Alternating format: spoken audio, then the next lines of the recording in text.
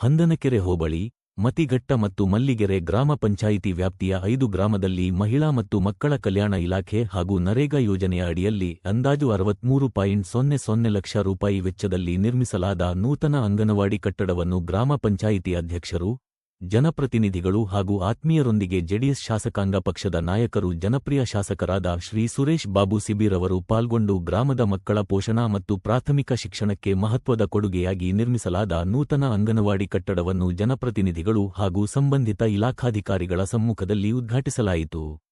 ಈ ಉದ್ಘಾಟನಾ ಕಾರ್ಯಕ್ರಮದಲ್ಲಿ ಪಿ.ಎಲ್.ಡಿ ಬ್ಯಾಂಕ್ ಉಪಾಧ್ಯಕ್ಷರಾದ ದಬ್ಬಗುಂಟೆ ರವಿಕುಮಾರ್ ರವರು, ಮಾಜಿ ಜಿಲ್ಲಾ ಪಂಚಾಯಿತಿ ಸದಸ್ಯರಾದ ರಾಮಚಂದ್ರಯ್ಯ ಅವರು, ಪಂಚಾಯಿತಿ ಅಭಿವೃದ್ಧಿ ಅಧಿಕಾರಿ, ಅಂಗನವಾಡಿ ಕಾರ್ಯಕರ್ತೆಯರು, ಸಿಬ್ಬಂದಿಗಳು, ಗ್ರಾಮ ಪಂಚಾಯಿತಿ ಸದಸ್ಯರು, ಗುತ್ತಿಗೆದಾರರು, ವಿವಿಧ ಜನಪ್ರತಿನಿಧಿಗಳು ಹಾಗೂ ಗ್ರಾಮಸ್ಥರು ಉಪಸ್ಥಿತರಿದ್ದು ಕಾರ್ಯಕ್ರಮಕ್ಕೆ ಗೌರವ ಹೆಚ್ಚಿಸಿದರು.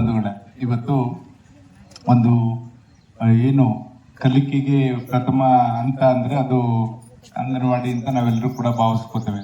ಇಲ್ಲಿ ಓದಂತವರು ಮುಂದೆ ಅವರು ಎಲ್ಲೆಲ್ಲಿ ನಮ್ಮ ಸರ್ಕಾರಿ ಶಾಲೆಗಳಲ್ಲಿರ್ಬೋದು, ಮುಂದೆ ಒಳ್ಳೆ ಕಾಲೇಜುಗಳಲ್ಲಿರ್ಬೋದು ಹೋಗಿ ವ್ಯಾಸಂಗ ಮಾಡಿ ಉನ್ನತ ಹುದ್ದೆಗಳಿಗೆ ಹೋಗ್ತಕ್ಕಂಥದ್ದಕ್ಕೆ ತಳಹದಿ ಅಂದ್ರೆ ಅದು ಅಂಗನವಾಡಿ. ಅಂಗನವಾಡಿನಲ್ಲಿ ಬೇಕಾದಂತ ಎಲ್ಲ ಪೌಷ್ಟಿಕ ಆಹಾರಗಳನ್ನ ಕೊಡೋದ್ರ ಮುಖಾಂತರ ಮಕ್ಕಳಿಗೆ ಎಲ್ಲ ತರ ಕಲಿಕೆ ಮತ್ತು ಅವ್ರಿಗೆ ಎಲ್ಲ ಚಟುವಟಿಕೆಗಳಲ್ಲೂ ಕೂಡ ಭಾಗಿಗಳನ್ನಾಗಿ ಮಾಡಿ ಅವ್ರನ್ನ ಪ್ರೀತಿ ವಿಶ್ವಾಸದಿಂದ ಒಂದು ಒಳ್ಳೆ ತರದಲ್ಲಿ ಮಕ್ಕಳನ್ನ ಬೆಳೆಸ್ತಕ್ಕಂಥದ್ದು. ಈಗ ಹೊಸೂರ್ಲು ನೋಡಿದ್ವಿ, ತುಂಬಾ ಚೆನ್ನಾಗಿ ರೈಮ್ಸ್ ಎಲ್ಲ ಹೇಳೋದು ಎಲ್ಲ ಕೂಡ ಕಲ್ತಿದ್ದು ಆ ವಯಸ್ಸಲ್ಲಿ. ಈ ಕಡೆ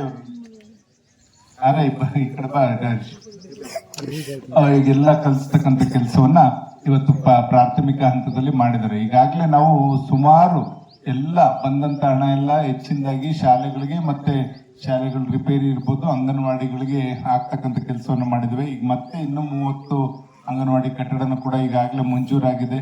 ಈ ನಮ್ಮ ತಾಲೂಕಲ್ಲಿ ಇರ್ತಕ್ಕಂಥ ಎಲ್ಲ ಅಂಗನವಾಡಿ ಮತ್ತು ಶಾಲೆಗಳ ಅಭಿವೃದ್ಧಿ ದುರಸ್ತಿಯನ್ನ ಮಾಡ್ತಕ್ಕಂಥ ಕೆಲಸಕ್ಕೆ ಸಾಕಷ್ಟು ಪ್ರಯತ್ನವನ್ನ ಮಾಡ್ತಾ ಇದ್ವಿ. ಇದು ಯಾಕೆಂದ್ರೆ ನಾವು ಶೈಕ್ಷಣಿಕವಾಗಿ ನಾವು ಬದುಕನ್ನ ಕಟ್ಕೊಟ್ರೆ ಖಂಡಿತ ಅವ್ರು ಎಲ್ಲಾದ್ರೂ ಕೂಡ ಮುಂದಿನ ಜೀವನವನ್ನ ಬದುಕನ್ನ ಅವರು ಕಟ್ಕೋಬಹುದು ಅಂತಕ್ಕಂಥ ದೃಷ್ಟಿಯಿಂದ ಇವತ್ತು ವಿದ್ಯಾಭ್ಯಾಸಕ್ಕೆ ಹೆಚ್ಚಿನ ಒತ್ತನ್ನ ಕೊಡ್ತಾ ಇದ್ದೇವೆ.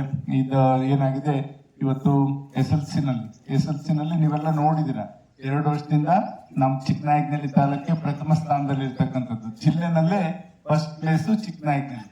ಈ ಸಲನೂ ಕೂಡ ಸುಮಾರು 2000ಕ್ಕಿಂತ ಹೆಚ್ಚು ಮಕ್ಕಳು ಇವತ್ತು ಪರೀಕ್ಷೆನ ಎದುರಿಸ್ತಾ ಇದ್ದಾರೆ. ಅದರಲ್ಲಿ ಖಂಡಿತ ನಾವು ಕಳೆದ ಮಧ್ಯ ಪರೀಕ್ಷೆನಲ್ಲಿ ಮಿಡ್ ಟರ್ಮ್ ಎಕ್ಸಾಮಿನೇಷನ್ ಅಲ್ಲಿ ಸುಮಾರು ಜನ 1-2-3 ಸಬ್ಜೆಕ್ಟ್ ಫೇಲ್ ಆಗಿದ್ರು. ಅವ್ರನ್ನೆಲ್ಲರನ್ನು ಕೂಡ ತಯಾರು ಮಾಡಿದ್ವಿ. ಸಂಜೀವಿನಿ ಶಿಬಿರ ಅಂತ ಎಲ್ಲ ಮಾಡಿ ಅವ್ರನ್ನ ತಯಾರು ಮಾಡಿ ಖಂಡಿತ ಇವತ್ತು ಹಾಕೋಬೇಕಿತ್ತು. ಇವತ್ತು ಬರೀ ಅಂಗನವಾಡಿ ಹಾಕೊಂಡಿದ್ವಿ. ಮುಂದಿನ ವಾರ ಮತ್ತೆ ಇನ್ನೊಂದ್ಸಲಿ ರಸ್ತೆಗಳು 30 ಲಕ್ಷದ ರಸ್ತೆನೂ ಕೂಡ ಆಗಿದೆ. ಆ ರಸ್ತೆ ಎಲ್ಲದನ್ನು ಕೂಡ ಈಗ ಪ್ರಾರಂಭ ಮಾಡ್ತೀವಿ. ಅದನ್ನ ಇವತ್ತು ಸಡನ್ ಆಗಿ ಇದನ್ನ ಫಿಕ್ಸ್ ಮಾಡಿದ್ರಿಂದ ಸ್ಕೂಲ್ ಬಿಲ್ಡಿಂಗ್ ಇದೆ, ಎಲ್ಲ ಒಟ್ಟಿಗೆ ಮಾಡ್ತಕ್ಕಂಥ ಕೆಲಸ ಮುಂದಿನ ವಾರದಲ್ಲಿ ಮಾಡೋಣ ಅಂತಕ್ಕಂಥ ಈ ಸಂದರ್ಭದಲ್ಲಿ ಹಾಕೋಬಹುದಿತ್ತು. ಇವತ್ತೇ ಅದನ್ನ ಮರ್ತು ಬರೀ ಅಂಗನವಾಡಿ ರೋಡ್ದು ದೇವಸ್ಥಾನದ ಆಂಜನೇಯ ಸ್ವಾಮಿ ದೇವಸ್ಥಾನದ ರೋಡ್ಗೆ 30 ಲಕ್ಷ ರೂಪಾಯಿ ಹಾಕಿದ್ವಿ. ಅದು ಎಲ್ಲ ಪೂಜೆ ಮಾಡ್ತಕ್ಕಂಥ ಕೆಲಸ ಮುಂದಿನ ವಾರದಲ್ಲಿ ನೀವು ಮಾತಾಡ್ಕೊಂಡು ಆಗಿದೆ ಅದನ್ನ ಮಾಡ್ತಕ್ಕಂಥ ಕೆಲಸವನ್ನ ಮಾಡ್ತೇವೆ ಅಂತಕ್ಕಂಥ ಈ ಸಂದರ್ಭದಲ್ಲಿ ಹೇಳ್ತಾ, ಇವತ್ತು ನಾವೆಲ್ಲ ಮಕ್ಕಳ ಒಂದು ಭವಿಷ್ಯ ಮುಖ್ಯ. ಇವತ್ತು ನಾವೇನು ಏನೇ ಒಂದು ಕೊಟ್ಟರು ಕೂಡ ಅದು ಸಾರ್ಥಕ ಆಗಲ್ಲ. ಈ ಶಿಕ್ಷಣ, ಒಂದು ಒಳ್ಳೆ ಶಿಕ್ಷಣವನ್ನ ಮಕ್ಕಳಿಗೆ ಕೊಡಿಸಿದ್ರೆ ಅವರು ಮುಂದೆ ಅವ್ರ ಕಾಲ ಮೇಲೆ ನಿಂತ್ಕೊಳ್ಳಕ್ ಅನುಕೂಲ ಆಗುತ್ತೆ. ಅವರು ಈಗ ಓದೋರ್ಗೆಲ್ಗೂ ಕೂಡ ಸರ್ಕಾರಿ ಹುದ್ದೆ ಸಿಗಲ್ಲ, ಆದ್ರೆ ಅವರು ನಾನಾ ರೀತಿನಲ್ಲಿ ಹೊಸ ಒಂದು ಇಂಡಸ್ಟ್ರೀಸ್ ಇರ್ಬೋದು, ಹೊಸ ಕಂಪನಿಗಳು ಇವತ್ತು ನಿಮ್ ಕೈ ಬೀಸಿ ಕರೀತವೆ. ನಿಮ್ಮ ಒಂದು ಚಾಕಚಕ್ಯತೆ, ಟ್ಯಾಲೆಂಟ್ ಇಂದ ಇವತ್ತು ನೀವು ಎಲ್ಲಾದ್ರೂ ಕೂಡ ಕೆಲಸ ಮಾಡಿ ಬದುಕಬಹುದು ಅಂತಕ್ಕಂಥದ್ದು ನೀವು ಕಲಿಬಹುದು. ಆದ್ರಿಂದ ಇದೆಲ್ಲಕ್ಕೂ ಕೂಡ ನಾವು ತಳಹದಿಯನ್ನ ಮುಖ್ಯವಾಗಿ ನಾವು ಸರಿಯಾದ ರೀತಿಯಲ್ಲಿ ನಿಮ್ಗೆ ಪ್ರಾಥಮಿಕ ಹಂತದಿಂದ ನಿಮ್ಗೆ ಒಳ್ಳೆ ಶಿಕ್ಷಣವನ್ನ ಕೊಟ್ರೆ ಖಂಡಿತ ನೀವು ಮುಂದಿನ ಭವಿಷ್ಯ ಉಜ್ವಲವಾಗಿರ್ತದೆ ಅಂತಕ್ಕಂಥದ್ದನ್ನ ಈ ಸಂದರ್ಭದಲ್ಲಿ ಹೇಳ್ತಾ, ಇಲ್ಲಿ ತಮ್ಮ ಜೊತೆ ಕೆಲವು ಮಾತನಾಡ್ಲಿಕ್ಕೆ ಮತ್ತೆ ಈ ಒಂದು ಸುಂದರವಾದ ಕಟ್ಟಡವನ್ನು ಉದ್ಘಾಟನೆ ಮಾಡ್ಲಿಕ್ಕೆ ಅವಕಾಶ ಮಾಡಿಕೊಟ್ಟಂತ ಎಲ್ಲ ಗ್ರಾಮಸ್ಥರಿಗೂ, ಪುಟಾಣಿ ಮಕ್ಕಳಿಗೂ ವಂದಿಸಿ ನನ್ನ ಮಾತು ಮುಗಿಸ್ತೇನೆ. ಜೈ ಹಿಂದ್, ಜೈ ಕರ್ನಾಟಕ.